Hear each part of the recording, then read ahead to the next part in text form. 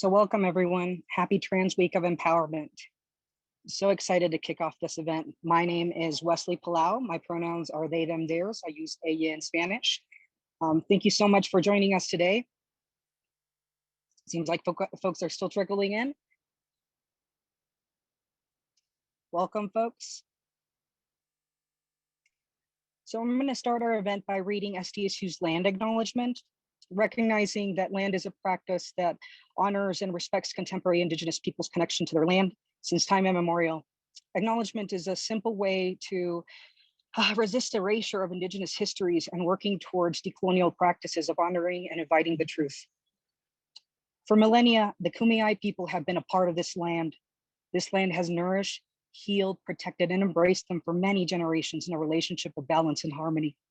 As members of the San Diego State community, we acknowledge this legacy. We promote this balance and harmony. We find inspiration from this land, the land of the Kumeyaay.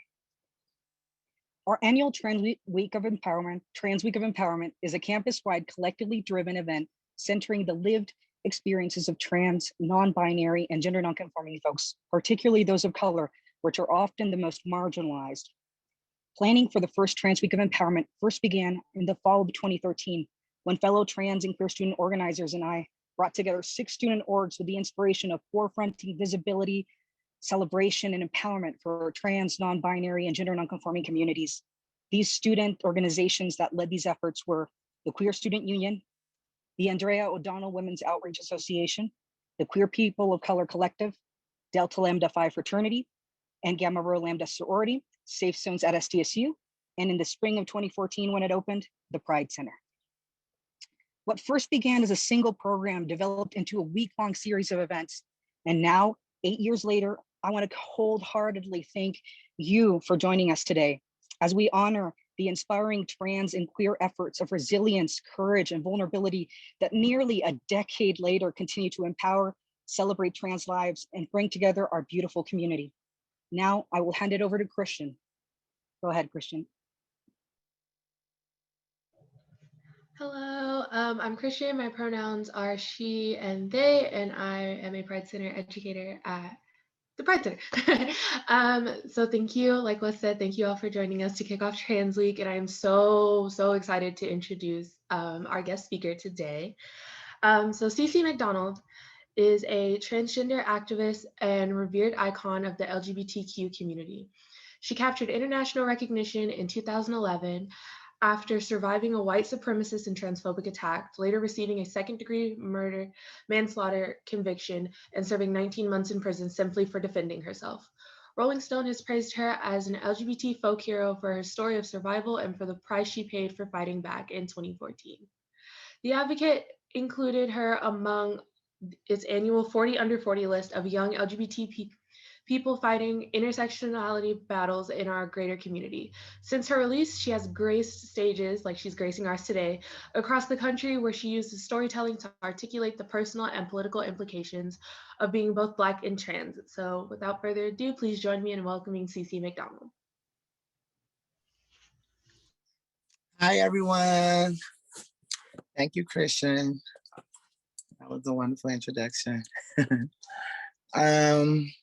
I too want to just thank everyone for being here on this wonderful, glorious Monday afternoon. It's been quite of a beginning of the year for me. I've been dealing with a lot, especially dealing with my health. I actually just got through fighting a kidney infection. So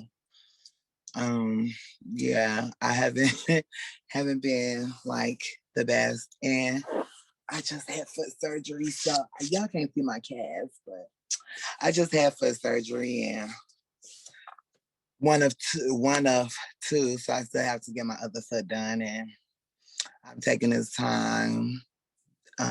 Thank you. I hope it heals well too.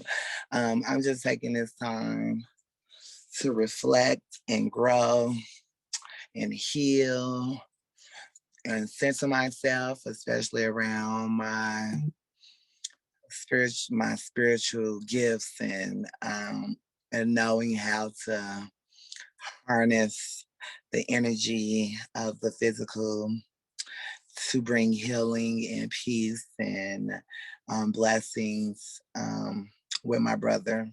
We call ourselves the Twitches. I don't know if y'all ever seen that movie. But yeah, my brother came up here from Chicago to help me heal and help me, you know, do my dailies along with my boyfriend.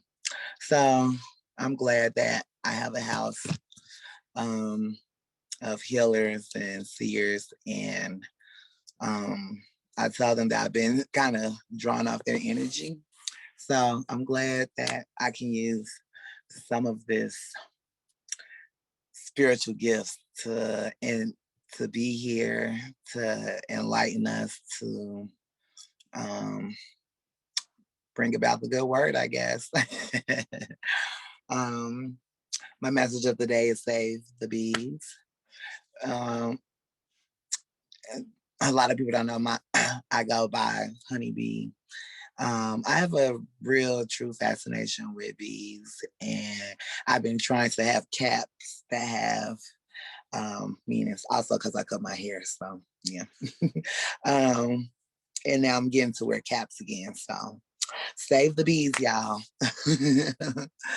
Thank you. But yeah, outside of my personal ailments, I've been, navigating through a new, different type of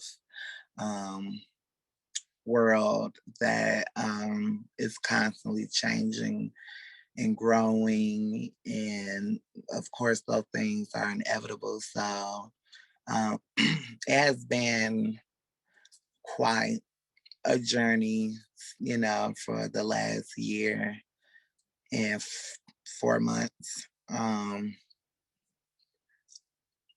I don't know. It's been eerily calm, but also super hectic. We're now here in Minneapolis going through the Derek Chauvin case, who is the cop that murdered George Floyd, which was actually a crazy story in itself because last year on my birthday is when he was murdered. And remembering the commotion, the marches, the riots, everything so vividly. But it seemed like it was so long ago. And, now the city is just like in a very eerily icky, aura and environment right now. And while I think about the Black man in my world and their safety, I can't help but to think about all of the other Black lives, men and women and everyone in between that have faltered or have been a victim of police violence and police brutality. Being Black and trans, my experiences with, cops and the prison industrial complex in total has, even propelled me to where I'm at now and doing the work that I do now. And yeah, I've just been like in a place of, I wouldn't say fear, but disdain and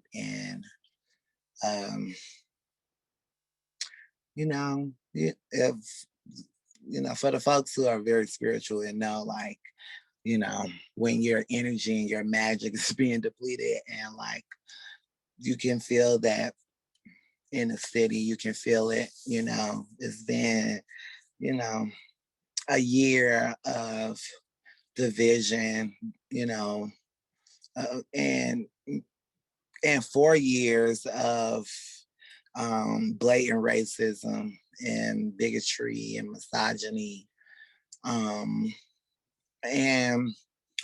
living in a Trump era, a Trump, well, now a post-Trump presidential era. We see that things really aren't, different. And, I have to have folks realize that the issues that are being fought today are just a continuance of issues that have been plaguing the Black community since, our bodies have been ripped from their lands, um, and hoping that the family gets the justice that they deserve. Not believing that, because it's so easy for folks to want to, be vengeful and think of like what to do in situations like this when it comes to criminal justice. But we know, and most times cops are free from true justice in the case of the bodies that have been lynched due to police brutality. Oftentimes these lynchings are public and for everyone to see, and I hate that my brothers and my partner, Black men here in my home and in my heart, but everywhere, are constantly being targeted, that Black women are constantly being targeted, that Black queer folk are constantly being targeted. And so, I just hope that folks are taking time to step back and acknowledge the positions that they hold in this world.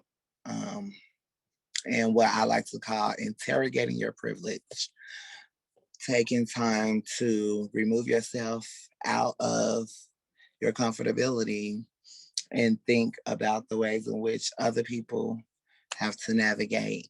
How are we censoring the voices of the most marginalized? How are we uplifting those who are constantly being targeted? How do we make notice and true change in a world where racism is prevalent and very much so alive? The ideas of Black and brown folks and folks of color having to end racism is comical to me, because we weren't the ones that invested in it until it became beneficial for some. And so we live in a world with a very toxic and dangerous cycle that leaves many, many folks at the end of the barrel. And I'm really asking for folks to think about it. I know that the trial has been recorded and folks can watch it, and I encourage folks to watch it. It's one of the tactics that and a lot of the organizers and folks that I worked with here in some other states were very heavy on court watches and having folks sit into courtrooms because that is your right. And also knowing how our judges, our prosecutors, our I don't like to be rude to them, but the state lawyers that assist folks I call them public pretenders, you know, because for a lot of those folks holding those positions, they don't really take their job serious, or instead of treating folks as individuals, they treat each case as a whole. And sometimes folks can be pushed and put into these systems without considering the latter. And so, yeah, I'm asking folks to just take time. You know, it doesn't take much. Some things can be very practical when interrogating your privilege. Even I, as a Black trans woman, have to take time to, you know, question the ways in which I myself interrogate my own privileges. And one would say, well, see, you know, that's what my boyfriend called me. Like, see, you know, because we have these conversations a lot, of course, dating a Black man, and like thinking about how he thinks of his Blackness and being a Black man in America. And I, you know, a lot of times people don't understand, like, yeah, it's tough being Black, and the privilege of being cis and being cis het identified can carry you a long way, even when you're Black. For me, as a Black trans woman, and you know, there have been times where I've been at the bus stop waiting for the bus to go to school. At the time, I was enrolled in college, and cops would, you know, pull up on me and tell me that, you know, I couldn't be right there, or, you know, they will sit there and wait to see if, you know, I would get on the bus. And then I began hearing more and more stories about those same incidents happening to other trans women here, just being at the bus stop and having a cop sit there till you get on a bus to make sure that you're not partaking in any type of survival economic, whatever that may be. And to be surveilled heavily, to be constantly hypersexualized, to constantly have to deal with how society sees me as a woman, as a trans woman, as a Black trans woman, can be very complicated. And I have to remind him all the time that trans people have been killed by cops too. It's just that people don't care enough to have that information highlighted. And so it's, again, important for folks to just think about those things, read up on things, because sometimes the information won't be there for you to have. But there have been plenty of trans folks that have been murdered by cops. And I think that is, in a lot of ways, unfair that those stories aren't too highlighted and brought to the forefront in the media, so that, you know, those families can too seek justice or get the help that they need. And, you know, I don't, even for myself, a lot of times thinking about the things that I question, the things that, who is this? Because they is lit. Sorry, y'all. I just moved into my place, so, you know, I'm trying to get acclimated.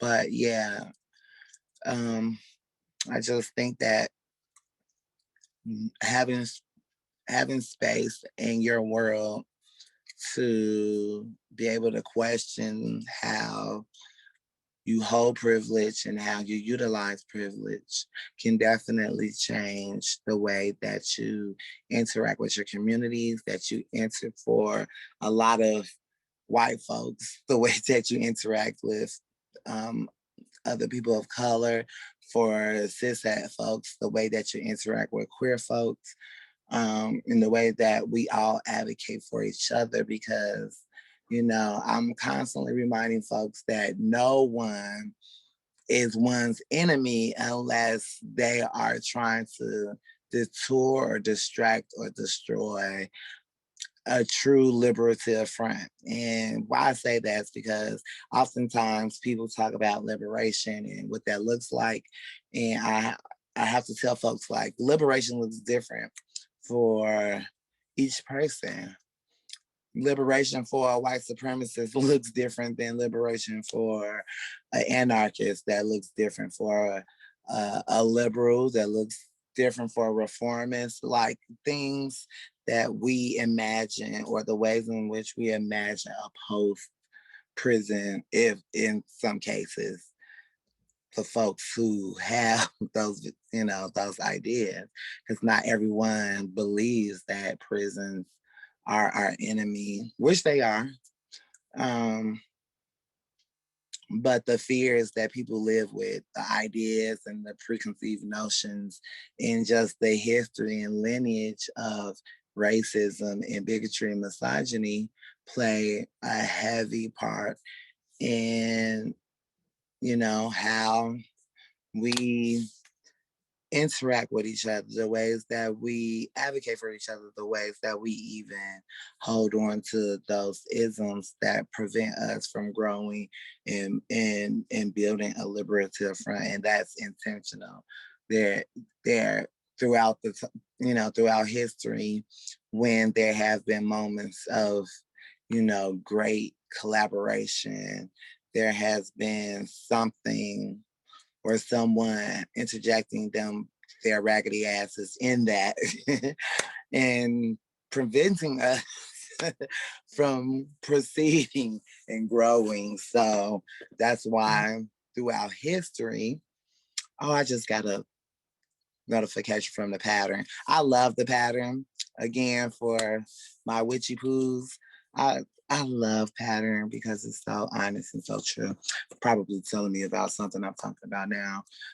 Because I have been thinking about these things a lot lately, as far as like activism in my personal life, and not just like within the context of the activism realm and the folks, you know, because for a lot of people, activism is a buzzword. It's something, you know, a lot of people feel like they earned a title of activist based on the very miniature things that they do, you know, like showing up to a meeting, you know, a demonstration meeting or something, and coloring a poster, bringing out Sharpies and crayons. Yes, that's fun. Arts and crafts is fun, but activism goes further and deeper than picket signs and blowing whistles and making noise. That's part of it. And um, it's a fraction of a larger picture, right? And the big picture is, how do we put all of our components, all of our cultures, all of our things respectively together, where we can understand each other. And I tell people all the time, love and vulnerability are very key in activism. So key that I don't think that any movement can work collectively and efficiently without love and vulnerability, because there will be too much space for, again, folks who see activism as a buzzword to weasel their way in, and for the little things that they do, give themselves a pat on the back for self-gratification, or, you know, to make themselves look good. But we have to remember, folks who have been marching for their causes, outside of white supremacy, those folks are fighting for them.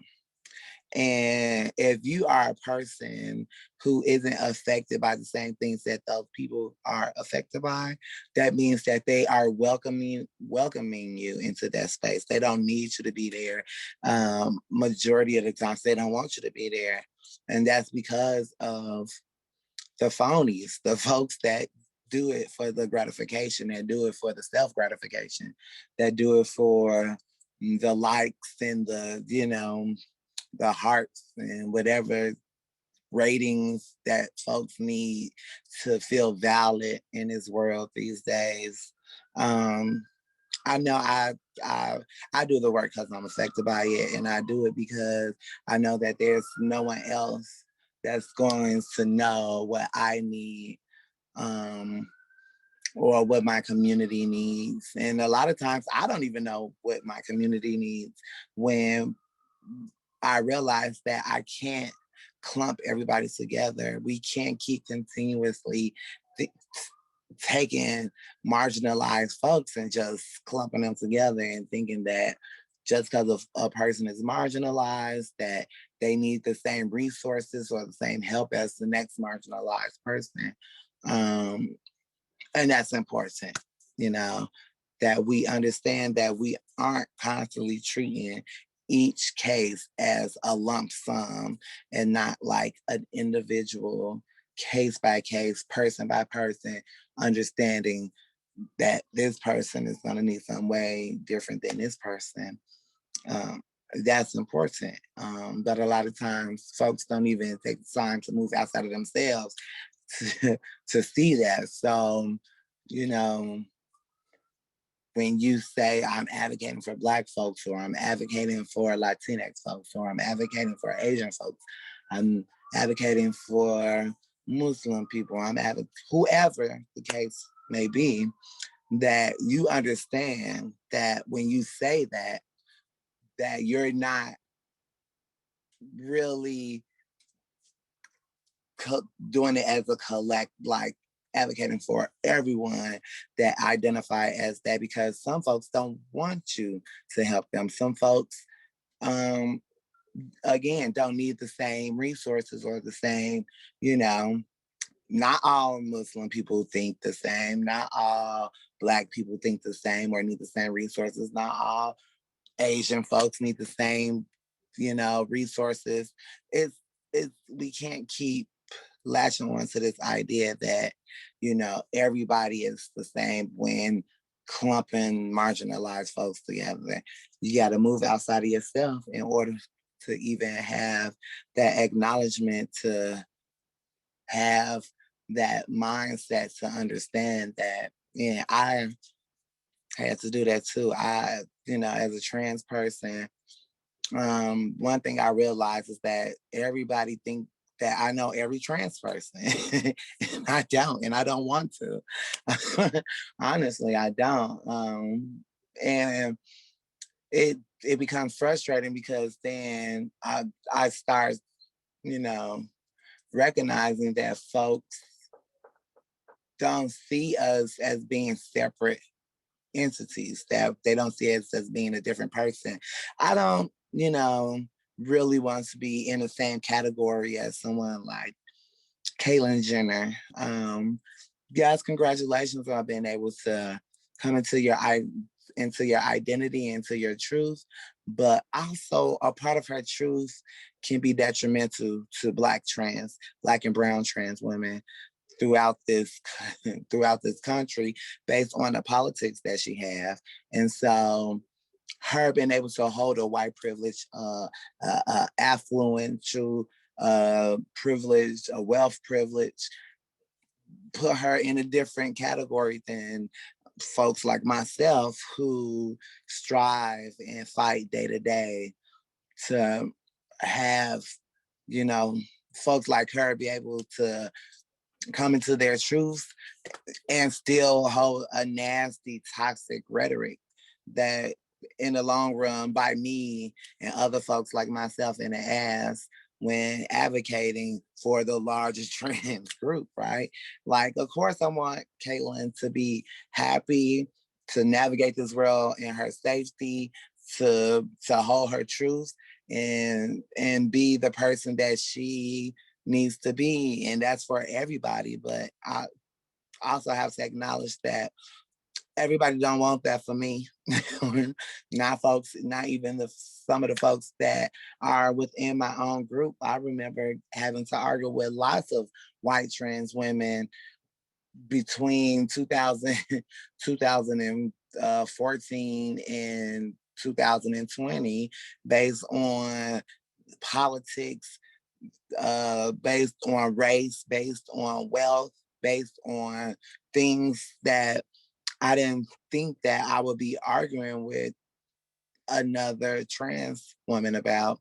And so, being an activist and being in this realm and working and doing the work that I do, I learned a lot. I learned a lot about everyone, and um, essentially, it made me be careful and put a guard up when I think of folks who say that they are activists or say that, they're marginalized, because you can be marginalized, but you can also hold an ism. And, you know, in this liberative movement, there can't be contentment. There can't be space for any ism that would prevent us, and that's folks like myself who are grounded, down to earth, understand other people outside of myself, willing to learn about everyone and everything, and still hold space for forgiveness, to be vulnerable and to not tolerate things, but to love and to understand. I tell that to folks all the time. I hate the idea that folks are tolerating me versus actually wanting to learn about me as a Black trans woman and the issues that I face and other Black trans women face. And so, yeah, I'm hoping that folks, you know, uh, take time to use what they have and the resources that they have to help in whichever ways that they can, especially now. Folks still dealing with the effects of COVID, like myself, who can't necessarily attain the resources, that we connect with folks and that we look out for folks in a lot of ways. I know one thing I was doing is, if I was invited to apply for some type of COVID relief fund, that I was sending that to whoever I could, just on the strength of knowing that a lot of the people in my life are struggling in the same ways that I am. And so, yeah, I think about stuff like that, the redistribution of wealth and resources, and, knowing that I hold a privilege, I'm able to, you know, um, make some money off of events like this, but not every trans person has this platform and can pay their rent, and now is struggling. And even for myself still, just found out that I didn't get this job that I wanted based on my criminal record. And that's a big issue for folks like myself who have a criminal record and have been given this lie that, oh, we live in an equal opportunity world, and that's for certain type of people. A lot of times folks who have criminal records, there are levels to that. So like for me as a felon, it's way harder. I was even blessed to get able to move into my new place because it's you have to wait a certain amount of time before you can apply for housing, and based on what type of you know criminal record you have is, you know, the determination of how you will be treated, and what is known as an equal opportunist uh, society. And I don't believe that at all, based on my own experiences, and even prior to having a criminal record, it's just hard for Black trans folk to attain employment and to sustain themselves in the same ways that, you know, everyone else is. And so, in practicality, you know, asking all of y'all, you know, like, think about your environment and look around and say, it's not that many Black people here, or it's not that many trans folks here, and like question that and push that out for folks to also question. Have that be a talking point. It doesn't always have to be about, you know, the dangers that we go through. It could just be simply asking, like, why aren't there trans folks here? Why aren't there Black folks here?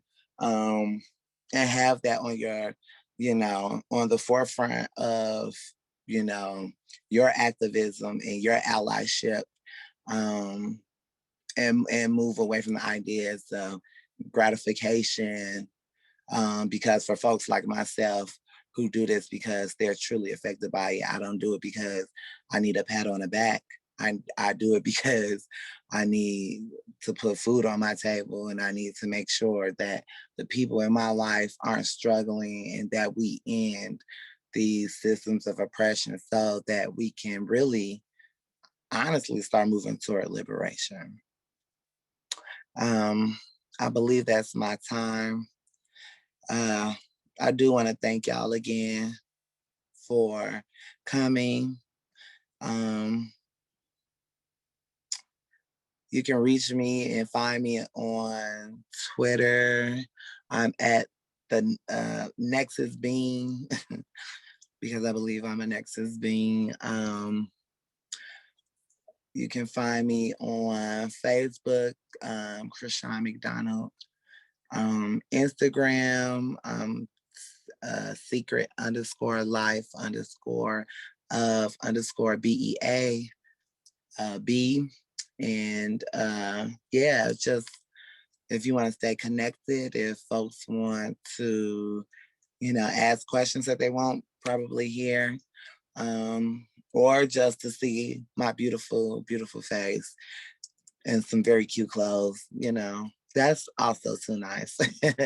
But yes, I encourage folks to please stay in contact. I'm working on future projects right now. Some which involve costumes. So yeah, just be looking out.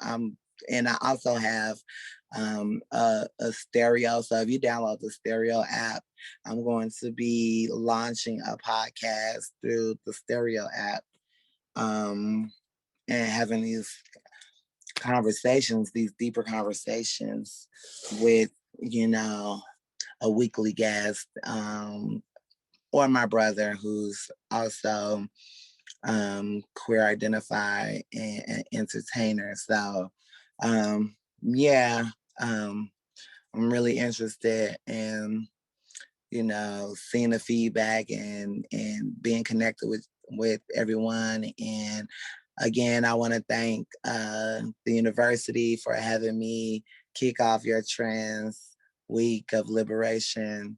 And I hope everyone is staying safe, that you're masking up, and that you're not being a Karen. Please don't be no Karen in 2021.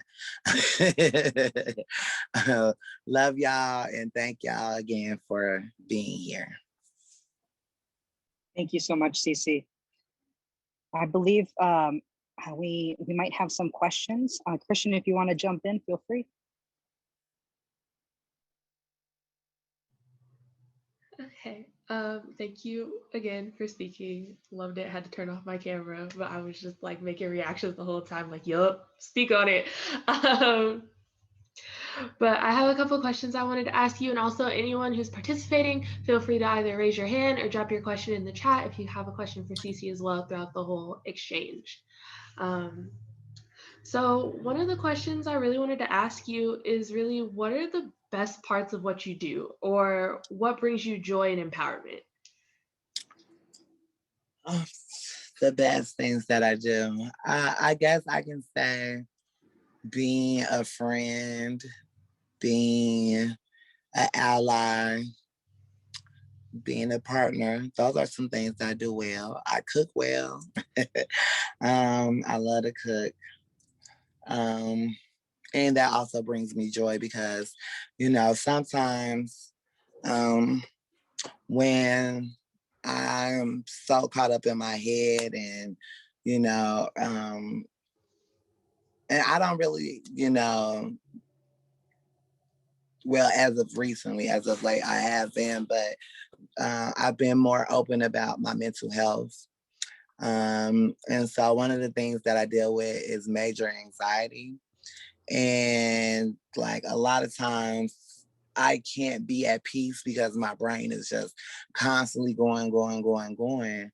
And so when I'm cooking, it's like I can sort a lot of my thoughts out without, having to put all my energy into it because I'm using energy to cook and dance, which is, you know, a part of this project that I'm doing, which is supposed to be kind of like a rendition of Beyonce's Homecoming. Yes. I don't know if y'all can see this, but this is one of the costumes that is for the filming. Yeah. I take my art really seriously, and so I realized that I'm really into video production. And my brother, being an entertainer, is gonna help me with this project, and I'm really excited about it because performance theater, all of those things are actually like a big part of my life. I grew up doing all different type of production. I was actually in a production of Cats, which is which is kind of I love that. I love Cats. That's like my favorite musicals. I don't know why. I love Cats. But yeah, but outside of that, like I've been feeling like I've put a lot of my energy in the work, you know, even prior to being released from prison, a lot of my work has been focused on activism and prison abolition work and things like that. And I feel like I really haven't had time for the things that I love since I got out.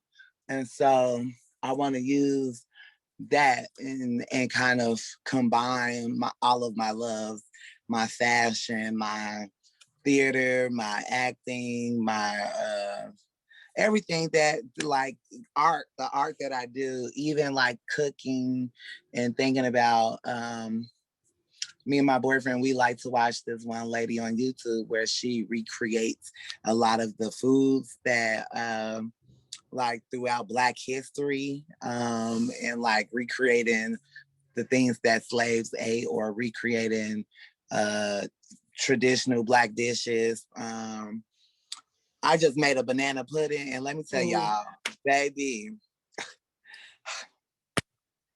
they my boyfriend like, I'm finna marry you right now. It's so good. But yeah, those are the things that bring me joy, and also bringing other people joy brings me joy. Making people happy, thinking about how to make someone feel within themselves, like to see themselves and love themselves. Sometimes it can be hard, but it's a process. Even with my own family and friends and my own boyfriend, and like just getting them to love themselves and you know, have that love be reciprocated. Um, and yeah, which is crazy because, you know, it's been kind of kooky. You know, I date a Scorpio, so, and I'm a Gemini. It's not easy. It's not easy at all. um, and so, yeah, but we love each other and we try to be the best for each other. And, you know, the ways in which my family support me being an activist and being, you know, um trans, even, you know, I was just saying, like, I have such a close relationship with my dad. And it was actually easier for my dad to understand me being trans and being, you know, open with that and having his support and his love. And like, you know, that helps me a lot because I know that a lot of people don't have that. And I see that as being a privilege, you know, having some, you know, family support, having both my mom and my dad in my life, and like them building me up and, you know, respecting me and seeing me as their daughter and using proper pronouns, and like, that makes me feel good, you know. And a lot of times people don't have that. And so I want that for other folks, and I try in whatever ways I can to to to, you know, if not give those answers or be that beacon, but to, you know, do what I can in my waking moment. You know, as folks that like to say, give a person their roses while they still alive. You know what I'm saying? And that's important, that we start loving and, you know, not wait until a person has perished to recognize their gifts and their talents and their love and all of the wonderful things that we all individually can bring to, you know, each other, to the world, to the people that we love, and to ourselves. So yeah, I give myself my roses if ain't nobody else gonna give them to me. Yeah, that. I definitely give them to me in a nice old blunt. No, let me stop playing. Let me stop. Uh-huh. Oh my God. So thank you. You actually answered a couple of the questions I was going to ask you. So with everything you talked about and like a lot of the different things that happened in your life and how you're coming to terms with everything and how your family's coming to terms with everything, I was wondering if you had any advice that you would give your younger self, or any advice that you would provide for other trans non-binary folks as like they're navigating their journeys. And that's so funny because I've been saying this like for the last like 6 months, like, Lord, if I only knew then what I know now, right? And that's because I just feel like I've been so deprived of all of this rich and wonderful information and education around my culture as a Black woman, as a Black trans woman. And like a lot of times I just feel let down that I wasn't exposed to more Blackness. Because I grew up in a very heavily respectable Black family that strive more for whiteness than for like the understanding of being Black. And so a lot of times, like even when I first got with my boyfriend, he used to call me an Oreo. I'm like, why would you say I'm an Oreo? He's like, you talk so proper. You and it's like, when you live a certain life, and I tell him that all the time, like I grew up in a society, well, in a family, not just a society, but at the time it was like the, you know, late 90s and early 2000s, where being a respectable Black person was like very high on the list. And then Obama's ads get in office and everybody was like, oh, you know, respectable Black people, yay, them the type of Blacks I like.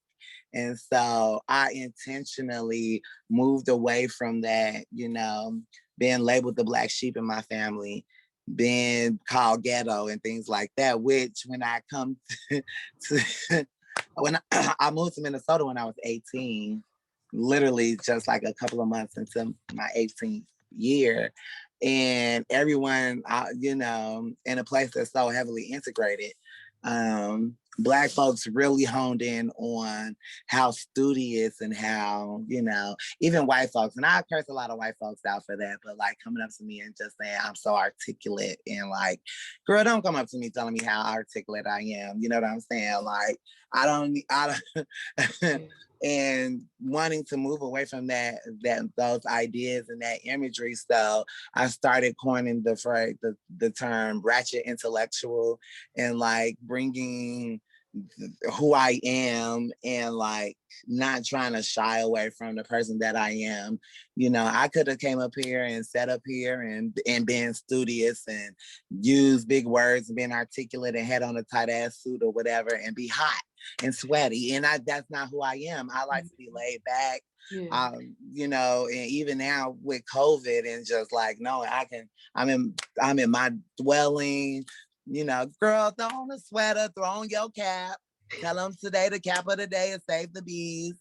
Be, you know, because sometimes I'll overthink it, and I'll be like, you know, again, the anxiety and the angst and things like that'll make me overthink it and push it to a limit where then I'm not even comfortable and I'm not being myself. So sometimes I have to be myself. I have to, in the sense of, you know, wanting to be safe, wanting to, you know, be myself and not feeling like I had to falter or alter myself to be like anybody. And yeah, you know, that's who I am. That's how I move. I think we have time for maybe one more question as we're coming to a close. Also, just to let everyone know that directly after this at 1 is the Femme Queer Healing Circle, if everyone wants to hop on over to that after, if y'all have time. But I think my last question for you, I would want to know, what are your hopes and dreams for either just yourself personally or your work for the next 5 or 10 years? Again, I'm working on getting back in school and really focusing on my arts, even my language. So I want to learn Arabic over the next 5 to 10 years and be, you know, fluent and really good at it. We have a large Somalian population here and Muslim population. And I feel that it's important, again, for us to acknowledge the privileges that we have. And me being able to go to school is a privilege. And I want to utilize that to learn something new that can benefit the work that I'm doing. I also, again, my art and focusing on my art. I even do a little fan fiction. So I'm really into comic books. I'm such a nerd. And I have my own Marvel universe. And one of the stories is based on a trans girl named Genesis, who finds out that she has powers and was the child of the Eternal. So yeah, if folks know Marvel, if you're a nerd, then you'll know what I just said. But I pick from different storylines, a lot of the stories that they go through and how I relate to them. And I use that to kind of form this new story. And hopefully someday in the future, I'll be able to actually work for Marvel. I would love to work for Marvel, and bringing more queer Black identities to the superhero and to the comic game. Yep. Yes, we need that for sure. Yes, definitely. Well, those are my questions. I just wanted to open up the floor for anybody. If anyone had any questions or comments for CeCe before we wrap it up.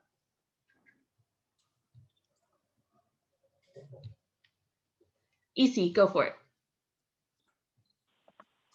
Hi, I don't have a question for CeCe. I just have a comment. So this is actually my second time hearing you speak. My first time was when you came to UC San Diego a few years ago. And I just wanted to say that you inspired me back then, and you're inspiring me now. I'm so glad that I got to hear you speak again. Luckily, my class got canceled, so I was like, yeah, I can make it. And I remember when I was in my undergrad, and I think that we had like an elections in San Diego at the time, and you asked how many people here voted, and only half of us raised their hand, and you're like, you all didn't even go and vote? And then I was like, oh my gosh, because I don't know, that just really impacted me, because I'm like, we can do little things, you know, for our activism, and including voting or going to the picket sign, or going to the picket line, or you know, like just being nice to the queer and trans people around us. That's also really important, because what does it mean if you're not even nice to the folks in our general vicinity, you know? So yeah, I just wanted to say that, and thank you so much for coming, and I'm really glad that I got to hear you again. Oh my gosh, thank you so much. I actually remember you. And a lot of the folks that came to a lot of the talks that I did there years ago. And if you're here again, thank y'all so much. I hope y'all can recognize and acknowledge the growth. I realize in a lot of ways that I changed the ways, like now my politics on voting have changed, and recognizing that voting again, it's a game changer, but it's a small fraction of like this larger you know, movement and action that we need to take as people to, you know, have those changes happen.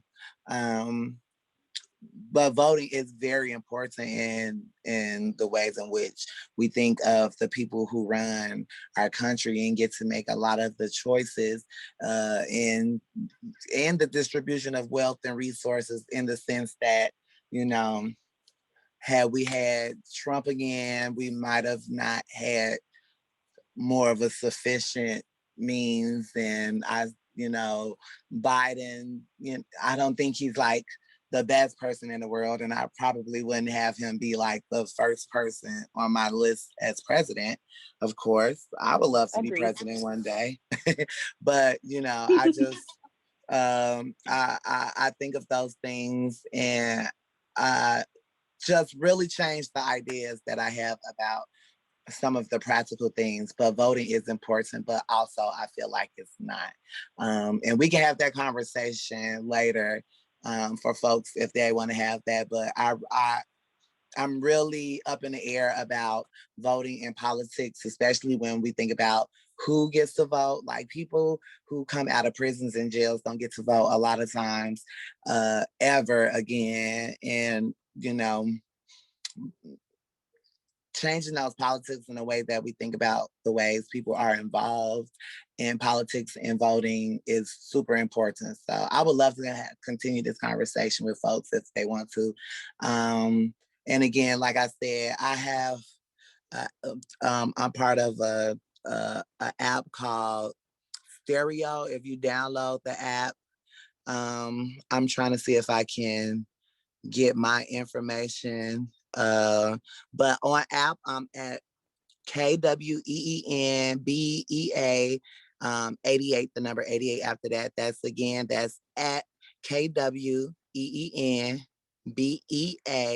88.